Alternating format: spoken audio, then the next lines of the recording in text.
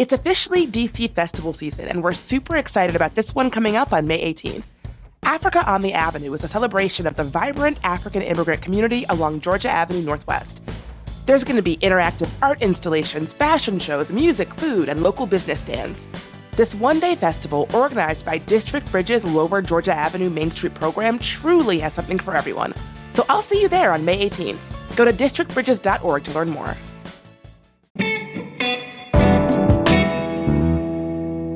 Today on CityCast DC, protests and encampments regarding Israel and Palestine have taken off across the country. But here in DC, are we doing anything differently? Both Lauren Lumpkin and Peter Hermann from the Washington Post have covered the protests and lawsuits at the high school and college level, and they explain what's going on for both.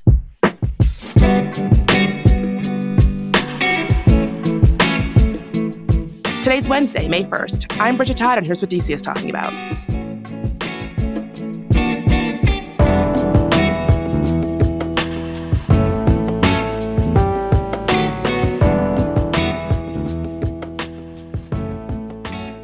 Lauren, Peter, thanks to both of you for joining me today. Thanks for having us. Thank you. So, Peter, I want to start with you. I understand that pro-Palestinian students from universities all across the DMV have started an encampment at George Washington University. What is going on here, and how have these demonstrations played out?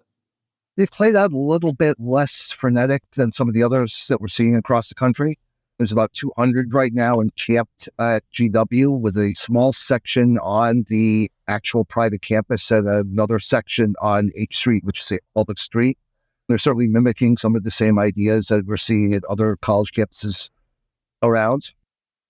Do you have any sense of who organized it? Like, is it just students protesting or faculty and students? It started with just students and some of the groups, some of the pro-Palestinian groups. The university has argued that it has now grown to include some what they describe as professional organizers or professional protesters or outside groups that are agitating a little bit more than some students. So it's a little hard to tell at the moment, the full makeup. So what exactly is happening in these encampments? Like, is there programming? Is it just demonstrations? Do you have any sense of what it actually looks like to be there?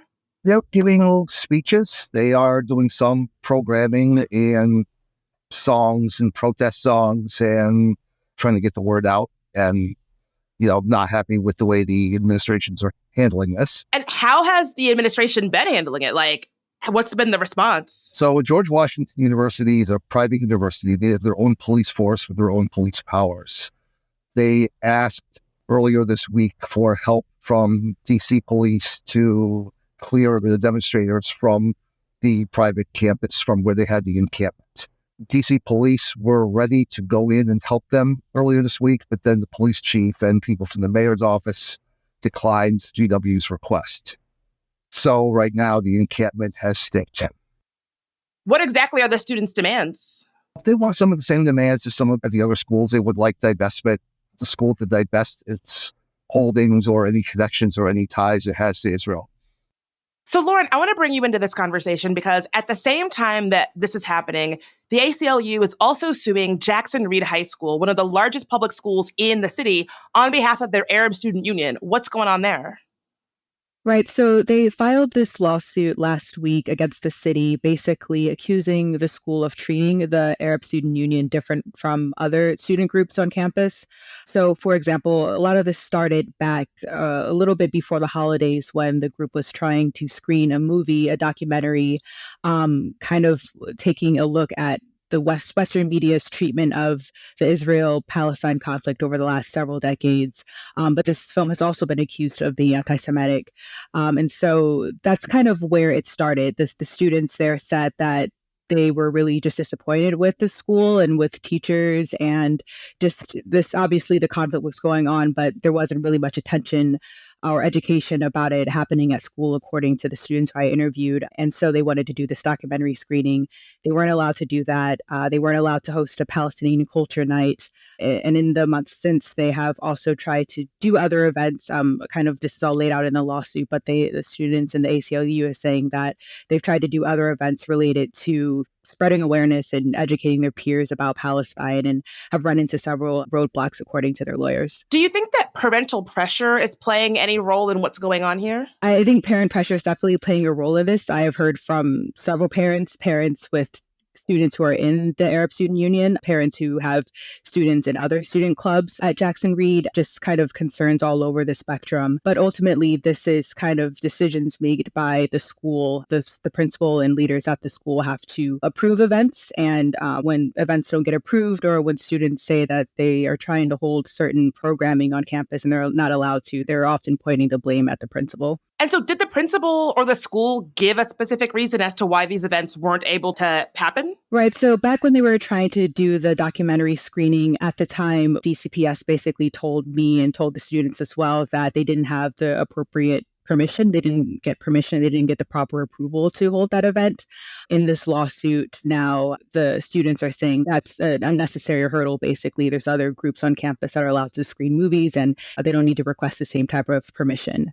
And then when they tried to hold the Palestinian Culture Night, the principal told the student groups they have an advisor, and the principal told the advisor in an email that he supports the idea of celebrating Palestinian culture, but there's other opportunities. Basically, the school has this annual diversity event, and so he suggested kind of using that as an opportunity to do what the students were trying to do. He suggested holding an event during Arab Americans Heritage Month. And so the students did host an event this the last week, but they said that it's like a heavily censored version. So they're still hoping to do something more aligned with what they'd originally planned. Is there any knowledge of this kind of thing happening to other student groups at JR?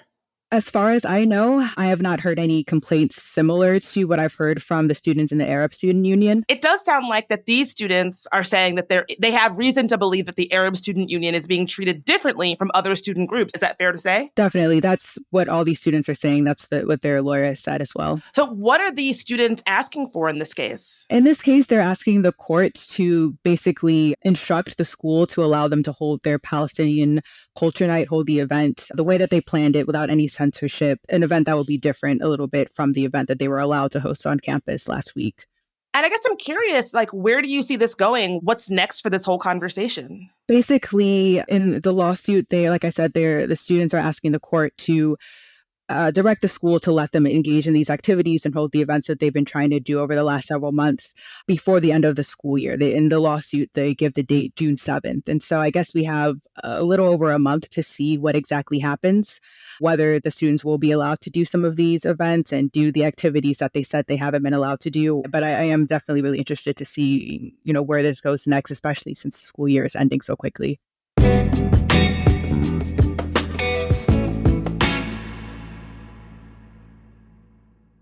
Everybody knows that getting that perfect Mother's Day gift is basically impossible, but we promise Mom will love this one.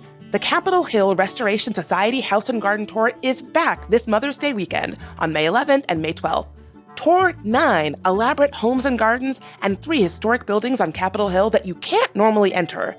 And if you can't make it, check out the Capitol Hill Restoration Society's other events like walking tours and monthly preservation cafes. You can buy tickets for the Mother's Day House and Garden Tour on Eventbrite, and be sure to follow CHRS on Facebook and Instagram at Capitol Hill Restoration DC. Hi, it's Stephen Colbert, and I'm here to tell you about The Late Show Pod Show, which is the podcast of The Late Show with me, Stephen Colbert, and I'm here with my producer of the podcast, Becca. Hi, Becca. Hi, Stephen. So what do people get when they listen to The Late Show Pod Show? Let's sell this thing. The extended moments, for sure, because we run out of time for broadcast, but we have plenty of time on the podcast. It's kind of like being a live audience member of the show because you get things that no one else hears. Listen to The Late Show Pod Show with Stephen Colbert wherever you get your podcasts. Peter, I'm curious to sort of bring you into this conversation. I guess what I want to know is, why do you think we're seeing all of this happening on campuses, both colleges and high schools? What do you think makes students and education centers the proxy for what we're seeing internationally with regard to Palestine? It's a tough question. I think this particular question, the Israel-Palestinian question, is one that is fraught politically. It is something that's playing out on very graphic terms on the news. It is one that is always at the forefront, I think, of people's minds, especially when they think of international issues. And it's certainly when you see the images that are playing across the screen, I think that's an easy thing to grasp onto in terms of, what is going on, what is happening. And I think college campuses, which are supposed to have debate and challenge ideas, is historically the place for these type of debates to take place in these ways. I mean, going all the way back to the Vietnam War. Yeah, and Lauren, I'm wondering if you've seen the similar thing play out at the high school level, that these are just issues that teachers and students and all of us might have a hard time talking about generally because they can be complex. And so I wonder, is that part of why we're seeing these protests and these kinds of things happening at the high school level? I think at the high school level, what I've heard from students is school is a place where you go to learn about really difficult things and where you go to learn how to engage in conflict with other people, where you learn how to disagree with other people. And, of course, where you learn about historical events and why things are the way they are in the world and what came before. And what I've heard from students is just a lot of frustration that since October 7th, they haven't really gotten that at school. This is according to what the students have said. I know that teachers at Jackson Reed, and I know that across DC public schools, there's been a lot of conversations about, okay, how do we handle this conflict? How do we handle teaching about the war and all the events that has led up to this moment?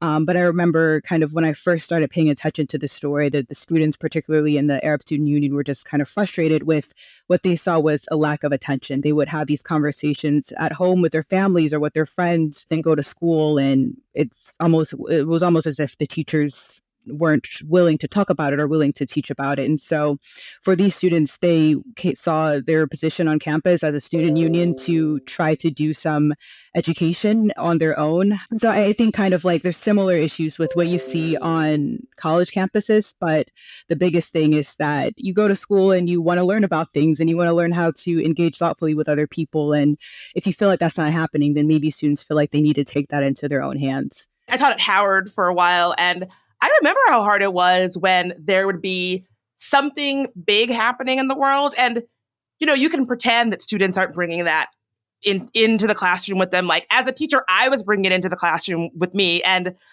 I really feel for the situation that a lot of these teachers and students are in, where you might feel this pressure to not bring certain things into the classroom or onto the campus. But these are things that are already in the classroom and on the campus by nature of the climate that we're in. I really feel for these teachers trying to navigate this.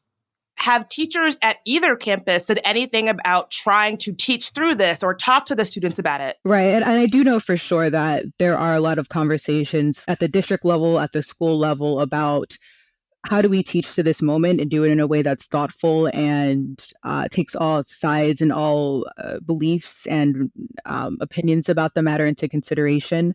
And so it's hard for me to say what exactly that looks like in the classroom right now, but I do know that there are a lot of very hardworking people trying to figure it out as we're going. And I think the disconnect maybe is students aren't feeling that. Students are going to school and they're not really feeling that effort is being made. Peter, how does DC's response compared to the response from other schools across the country? Muted compared to other schools across the country. We're one of the few cities that has not sent in its municipal police force to assist the college campuses in terms of clearing out some of these demonstrations. Now, that said, what's happening at GW is a lot smaller than some of the other campuses.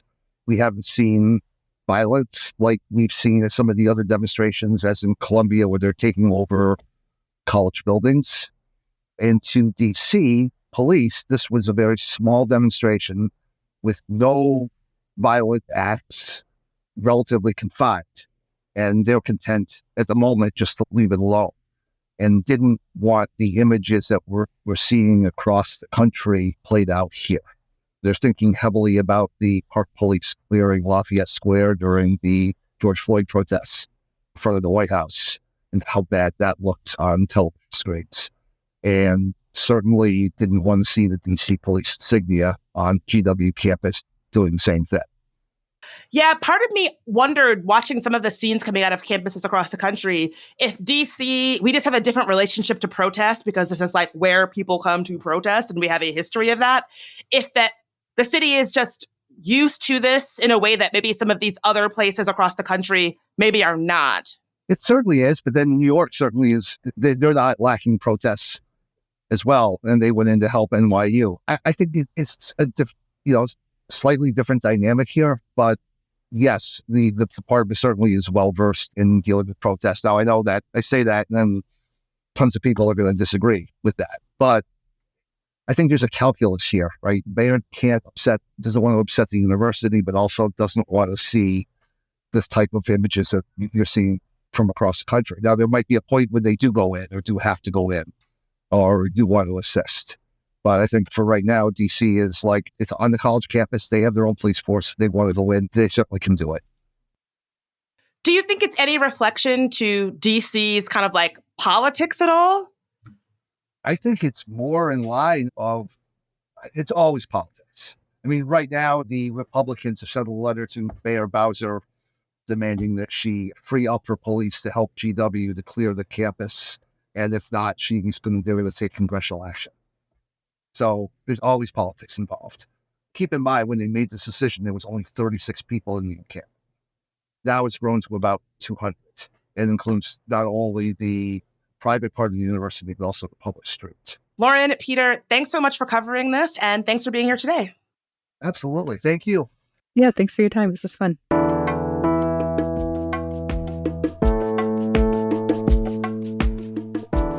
That's all for today here on CityCast DC. If you enjoyed the show, why not tell a friend, rate the show, leave us a review, and subscribe to our morning newsletter.